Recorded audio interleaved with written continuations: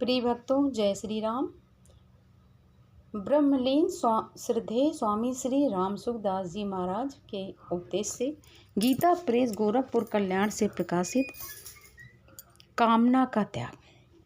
श्रीमद्भागवत में भगवान की निरंतर चिंतन एवं कामना के त्याग की बात विशेष रूप से कही गई है। हमारा संसार के साथ संबंध कामना के कारण ही प्रतीत हो रहा है, यथार्थता वह है नहीं। कामना के नष्ट हो जाने पर संसार के साथ इस कल्पित संबंध का भी नाश हो जाता है, यानी कि कामनाएं ही हमें इस बंधन में बांधती हैं और भगवान से दूर करती हैं, क्योंकि हमारा मन उन्हीं कामनाओं के प्रति लगा रहता है तो भगवान की स्मृति नहीं होती है। और जब हम कामना को त्याग देते हैं और समझ लेते हैं कि ये तो अस्थायी हैं, भगवान स्थायी हैं, और भगवान से जब हमारा संबंध हो जाता है तो हमें महान आनंद की प्राप्ति होती है। कामना ही दुख का मूल कारण है, क्योंकि एक कामना पूरी नहीं होती है, दूसरी समस्या आ जाती है, फिर हम दूसरी समस्या लेकर भगवान के पास पहुंच जाते हैं और इस तरह से कामनाओं का कभी अंत ही नहीं होता है। गीता में अर्जुन ने भगवान से पूछा कि मनुष्य न चाहता हुआ भी पाप का आचरण क्यों करता है। इसके उत्तर में भगवान ने कहा, काम एस क्रोध एस रजो गुण समुद्भव महासनो महापाप मां विद्या नेमि बैलम। रजोगुण से उत्पन्न हुआ यह काम ही क्रोध है, ये भोगों से कभी ना घाने वाला और बड़ा पापी है, इसको ही तू इस विषय में बैरी जान।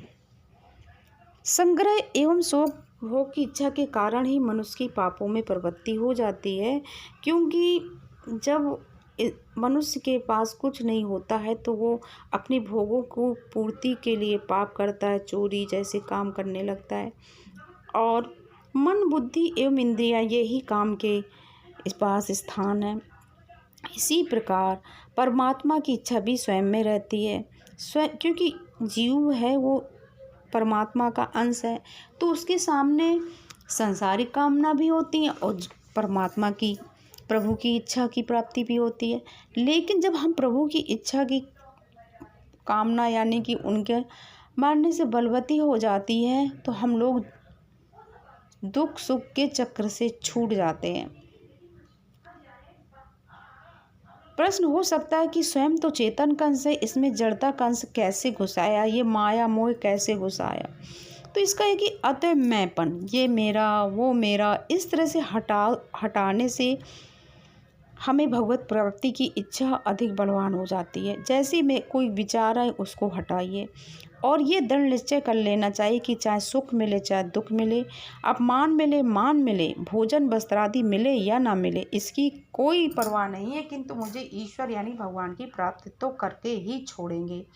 ये भाव जितना अधिक बलवान होगा उतनी ही हमारी भोग की इच्छा नष्ट अपने आप होती चली जाएगी और हमारे मन में भगवान की ईश्वर की प्रति प्रेम और भगवान के मिलन की उत्कंठा बढ़ती जाएगी। फिर हमें ये नहीं लगेगा कि मान बड़ाई हमको मिले, अनुकूलता प्रतिकूलता। फिर तो जब साधक इस अवस्था में पहुंच जाता है तो उसे मान पड़ाई अनुकूलता अच्छी नहीं लगती, क्योंकि उसका मन तो भगवान के चरणों में लग जाता है।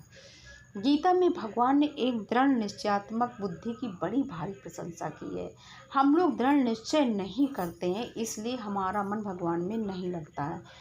एक कोई बात आई उसके पीछे लग गए। अरे ये करो कि संसार का काम भी करो और भगवान के हृदय में भगवान की प्राप्ति की इच्छा रखो तो आपका सारा काम बन जाएगा। संसारिक काम भी होते चले जाएंगे और भगवान में भी मन लगा रहेगा।